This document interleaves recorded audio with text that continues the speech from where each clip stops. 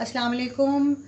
ये उस वीडियो का पार्ट 2 है जिसमें लाइट इन द नाइट में हमने पार्ट 1 किया था, जब हमने फेस्टिव इल्यूमिनेशन तक रीडिंग की थी और उसकी ट्रांसलेशन की थी। जब एक जर्मन विज़िटर आता है और वो लंदन की जब ये लाइट्स देखता है, लैम्प लाइटर्स को काम करते हुए देखता है, तो बड़ा महसूस होता है, उसके बारे में लिखता है, उसको एडमायरेबल मैनर्स में लिखता है। अब हम इसकी रीडिंग आगे से करेंगे और फिर एक्सरसाइज हम नेक्स्ट करेंगे। So let us start the reading. The lamplighters quickly became an important and valued part of society. This was because they often became a key figure in their communities. They would walk the same route twice a day, and as they checked, cleaned, fixed, lit, or put out the lights, they would notice what was going on around them. So the जो lamp lighters थे वो quickly जो थे बड़े बड़े ख़ास और बड़ा एक इम्पॉर्टेंट वैल्यूएबल, यानी कि कोई ख़ास मकाम मिल गया उनको सोसाइटी के अंदर। वो एक ही रास्ते से वो अपनी कम्युनिटीज़ में बड़े अच्छे फिगर माने जाने लगे, बड़ी इज़्ज़त की निगाह से देखे जाने लगे। वो एक ही रास्ते से 2 दफ़ा गुजरते थे दिन में, और एक टाइम पे वो सारे लैम्प्स को जलाते हुए जाते थे, फिर वो सुबह के टाइम पे उनको बुझाते हुए जाते थे। लैम्प्स को जब वो लिट करते थे, किसी लैम्प में उनको वैक्स डालनी होती थी, किसी में उनको ऑयल डालना होता था, क्लीन करके उसको मुरम्मत काम करना होता था, थोड़ा सीढ़ी रख के हर लैम्प को ज़ाहिर सीढ़ी रख के वो ऑन करते थे। तो उस दौरान वो एक सिक्योरिटी चेक का भी काम करते थे सोसाइटी के अंदर, विच इज़ वेरी पॉजिटिव के लोगों वो एक विजिलेंट आई भी रखते थे।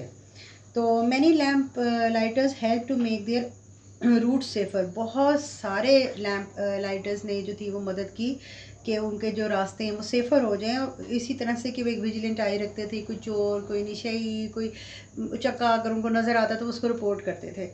Their job required energy, strength, agility and reliability. Energy, उनकी जो जॉब थी उसमें एक रिक्वायरमेंट, हर जॉब में वैसे ये रिक्वायरमेंट होती है, लेकिन उनकी जॉब में ज़रा खासी रिक्वायरमेंट थी कि एनर्जी हो, कुव्वत हो उनके अंदर, स्ट्रेंथ हो, ताकत हो उनके अंदर, एजिलिटी हो। एजिलिटी का हम क्या पढ़े थे? एजिलिटी का मीनिंग हमने क्या देखा था? हमने इसको लिखा था यहाँ पर कि I guess we have written it, ability to move quickly and easily, और रिलायबिलिटी के लोग उन पर भरोसा कर सके। They had to keep the light clean, make sure the wicks were trimmed to the right length. अब उनकी जो ड्यूटीज़ में शामिल था वो ये था कि उन्होंने लाइट्स को क्लीन रखना होता था। जो विक्स होती थी, जो मोमबत्ती की तरह के अंदर जो धागा होता है, उसका एक सर्टन लेंथ तक उन्होंने ऊपर रखना होता था, ताकि वो एक सर्टन लेंथ तक खूबसूरती से जले और जलता भी रहे। Wicks trim to the right length, light tens of lamp in the morning। और फिर उन्होंने सुबह इनको आके वो बुझाना भी होता, शाम को इनको जलाना भी होता था, and then put all out again in the morning. रात को उन्होंने, शाम को उन्होंने उसको लाइटेंस यानी कि जलाना होता था, और शाम को उन्होंने उनको ऑन करना है, सुबह को उन्होंने ऑफ़ करना है। ये उनकी एक ड्यूटी थी। और उस दौरान भी अगर कोई ऑफ़ हो जाता है तो वो भी उनको ऑन करना पड़ता था। तो शाम को उन्होंने सारे ऑन करने हैं और सुबह के वक्त उन्होंने सारे आकर बुझ जाने हैं। Many lamp lighters were pleased to be guardian in their communities, and often the job would be passed on from parent to child। बहुत सारे लैम्प लाइटर्स जो थे वो अपनी कम्युनिटी में गार्डियंस के तौर पे भी उन्होंने काम किया, कि वो गार्ड्स भी बन गए, उन्होंने सिक्योरिटी भी फराहम की लोगों को। और फिर ये जॉब ऐसी थी कि वो पहले अगर बाप की होती थी तो फिर वो बेटे को दे दी जाती थी। जैसे कि अब भी हमारे बहुत सारे गवर्नमेंट के इदारों में इस तरह होता है कि अगर फादर है, उसके बाद उसी इंसान का कोई बच्चा है तो उसको वो जॉब मिल जाती है। The lamp posts of London were designed with a bar sticking out on either side at the lamp, so that the lamp lighter could safely rest his ladder on them। Lamp post जो London के थे वो इस तरह से design किए गए थे कि उन लैम्प पोस्ट को, मेरे पास भी यहाँ पे एक लंबा सा लैम्प है, I wish I could show you, but it will actually create a chaos over here, so I can not show you. So उसमें इस तरह से उनको डिज़ाइन किया जाता था कि उसकी एक तरफ जो थी वो सीढ़ी, क्योंकि सीढ़ी के ऊपर रख कर ही वो लैम्प के ऊपर जा सकते थे, और वो रोज़ ही रखनी थी 2 दफ़ा और काम होना था। तो डिज़ाइन इस तरह से की गई थी कि सीढ़ी की रखने की जगह प्रॉपर बनी हो ताकि वो फिसले नहीं। तो वो इतनी एक फ़िक्स्ड किस्म की एक बार बनी होती थी कि अगर लैम्प लाइटर कभी चाहता तो उस पर आराम भी कर लेता, सीढ़ी पे टेक लगा कर, उसको ये अलाउ भी था वैसे, which is very good. Lamp lighters moved quickly, carrying their ladder and going up and down it hundred of times a day.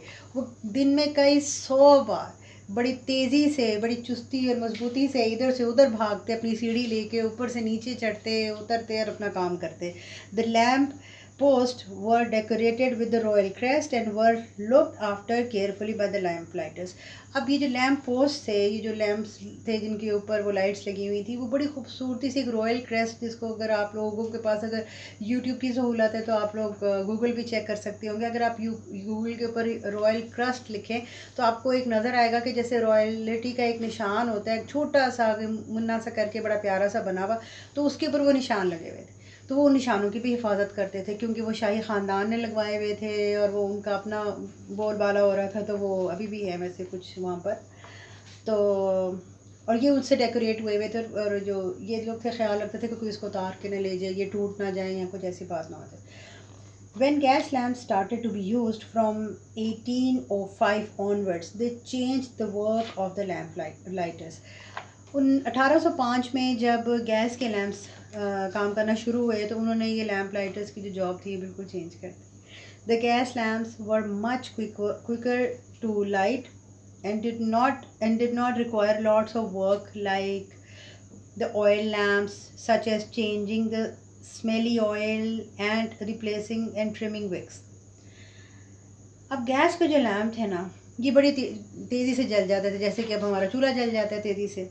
और ये बड़ी इनको didn't require lots of work. इसके ऊपर ज़्यादा रोज़ काम करने की भी ज़रूरत नहीं थी कि आप तेल को साफ़ करें और वो मोम को साफ़ करें और अंदर जो एक रुई या एक धागे की बत्ती लगी होती है उसको भी साफ़ करें. कुछ नहीं करने की ज़रूरत है आपको. वो गैस का लैम्प है.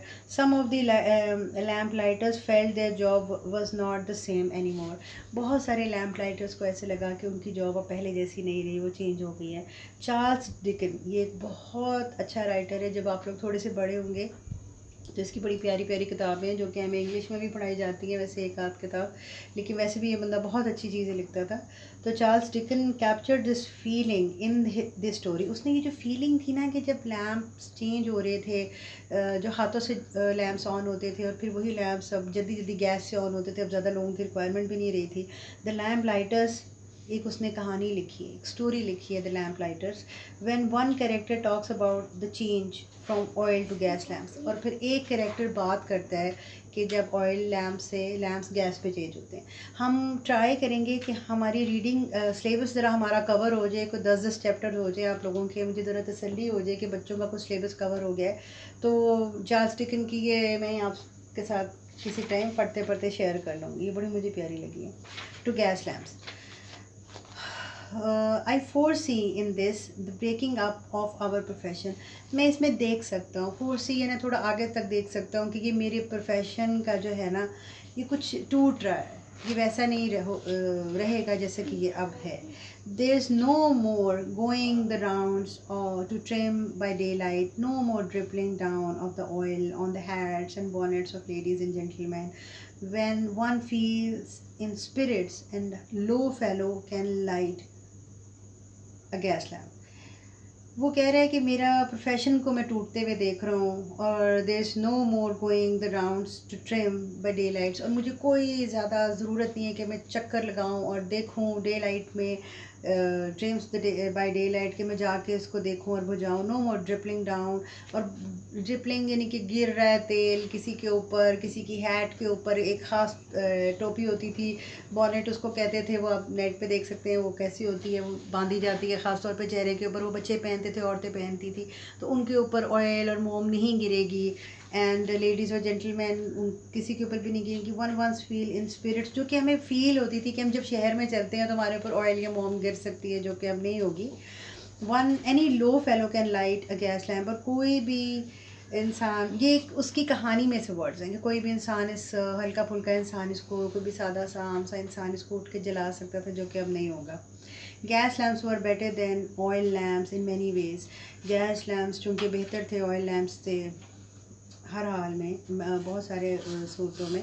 although a big issue with them was that every now and again one would blow up.